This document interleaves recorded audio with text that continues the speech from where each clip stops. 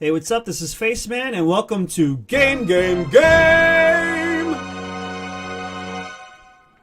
Now, lately I've seen a lot of news in regards to the Epic Game Launcher, mostly in regards to the scandal involving Metro Exodus, Metro 2033 Exodus, which at the last minute was made exclusive to the Epic Game Launcher. By now, you've probably seen multiple videos about it, talking about this exclusivity deal. There's a video here talking about spying, etc., etc. There's a lot of video game journalists bashing the Epic Game Launcher, and that's understandable. People are comfortable with Steam. I use Steam. I have tons of games on Steam that I probably won't ever play, just to be honest. But I'm not against competition. In fact, I think competition only benefits the consumer. When you have people competing against each other, that means that there'll be innovation, there'll be offers given to consumers in order to draw them to the platform. The Epic Game Launcher is a good example of that. I have it open right now. And another thing that people have complained about is that it is very, very simple, especially when you compare it to Steam.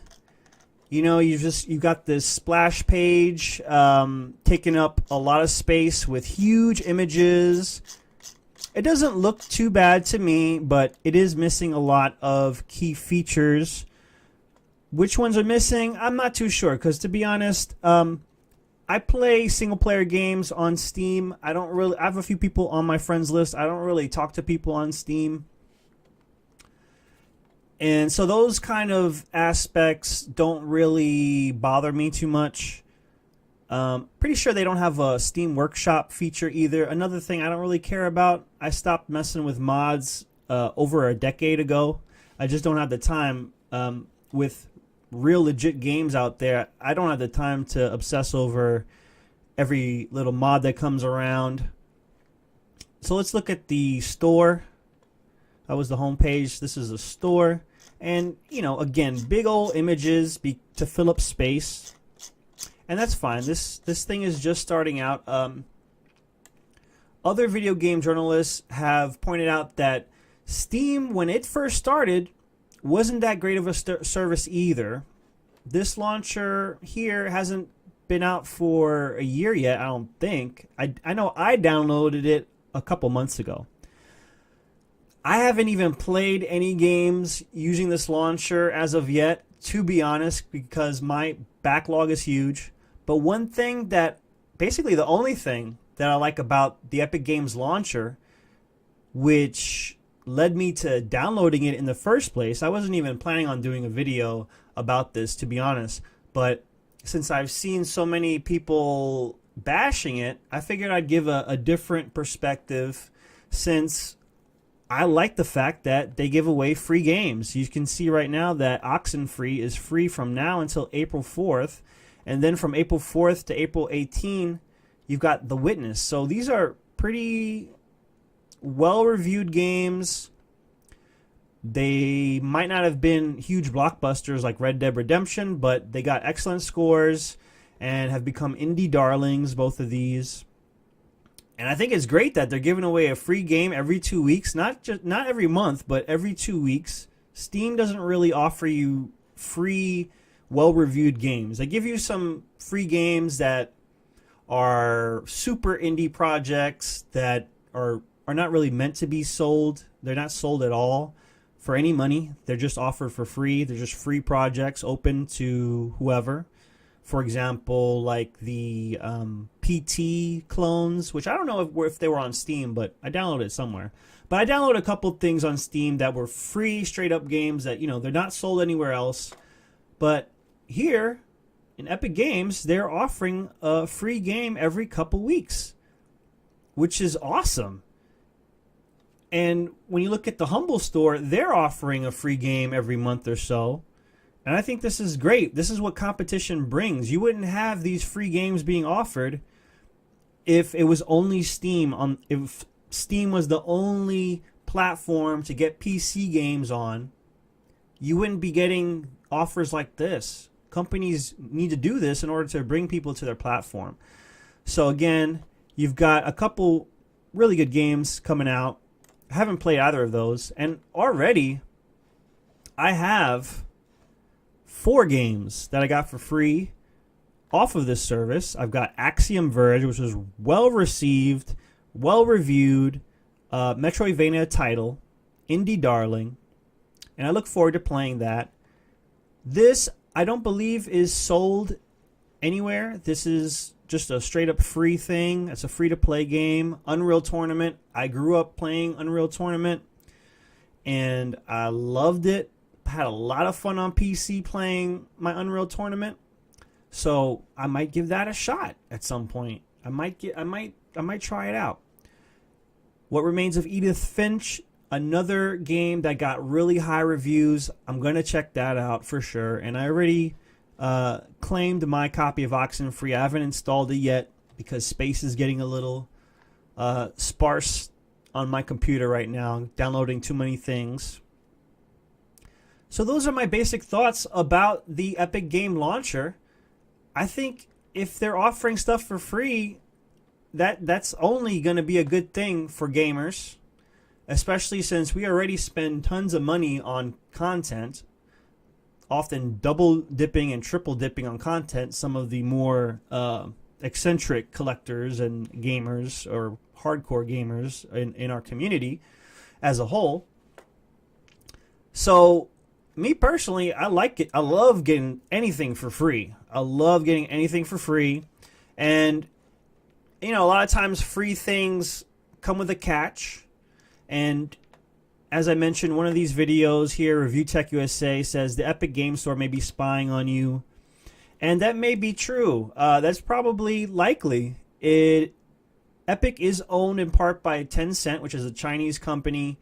They really don't, you know, the Chinese in general, you know, especially when you have a company that's probably state-owned or owned partly by the communist state, human rights and privacy is not at the forefront of Chinese business or government. You can look at the social credit score for an example on that, the system by which people are rated based on their allegiance to the party, and they can potentially be blocked out of transportation or have a business license canceled or anything like that. Centralized control is not good. And the thing is, through Steam and Chrome and Mozilla and Twitter and Facebook and Instagram, you're being tracked. If somebody wants your information, if they're not taking it directly, they can easily purchase it from another company, because that's what these corporations do. With the way the laws are today in the United States, they have a lot of leeway in grabbing your information, selling it, and not giving you a cut. So I'm not quite as worried about that, although that has been a concern for me in the past. That's what kind of stopped me from downloading Origin and Uplay. And I just feel like, you know, it's good to have options, regardless of if you like the idea of getting free games or not. You have the option of not using the service.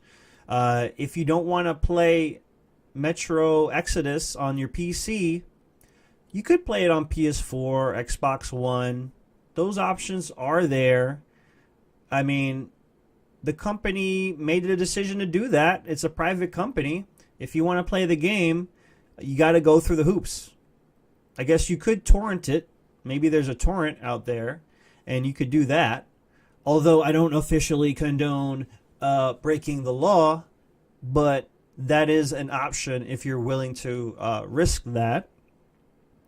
So I'd say overall, competition is a great thing for the consumer in any market, especially the video game market, where we've got so much content out there, so much content, and a lot of times people are paying a lot of money full brand new games, $60 here, $30 here, $20 there. So it's great to have those opportunities to get the free games. I personally miss the time when on Steam the sales were so good that you had to buy like 20 games at a time because they were so cheap. Now the sales don't seem as crazy as they were back in 2013, 2014, when I easily bought like 100 games each of those years, or close to 100 games each of those years on Steam. And you don't even really see Humble Bundles looking that great anymore either. The $1 tier usually just has shovelware nowadays on a lot of those Humble Bundle deals. So I think this is filling a void where gamers are missing their excellent deals. They're free or heavily discounted content. And for games such as these, people do regularly spend money on these games. You've got a Wii U version of this coming out soon that people are going to be splurging like $40+ on. Okay. These two games have done well digitally, and I don't know if either have a physical version, but they might have a limited release physical version. But in any case, I'm not upset about it. I'm going to play Metro Exodus eventually. I still need to beat Metro Last Light, actually. So eventually I will probably have to play it, because I do want to play it on PC. I will probably play it using this launcher, or who knows, by the time I even get to it, maybe the exclusivity deal will be ended and you'll see it on Steam and GOG or whatever. A lot of times these exclusivity deals, they're not forever. And we've seen that with Origin and possibly Uplay, although from my recollection, Uplay might be a little bit more stringent on that. But I know that on Origin, there are games that have been exclusive on Origin and then they end up on Steam or elsewhere. So if the people demand it, it'll happen. If people keep demanding that Metro Exodus come to a different platform, it'll happen. It's all about public opinion. And I think we can expect to see it come to other platforms with it, maybe a year from now. As far as I know, that franchise, Metro 2033, is not owned by Epic in any way. So, I can foresee that it'll eventually come to other platforms. And you can't really blame these developers if they're making an exclusivity deal with Epic Games to have the game on this launcher. They're getting paid. They're getting like a minimum sales point or whatever. I saw in another video that sales actually were better than Last Light so far on the Epic launcher. So, maybe some of the bad publicity got the name out a little bit more, made people a little bit more interested. I'm not sure. All I can really say is I'm not mad at it. I'm not mad about this. My conclusion is that more competition, the better. That's what makes capitalism good. When you have competition, when you have multiple people trying to capture your attention and get those sales from you, that can only benefit the consumer.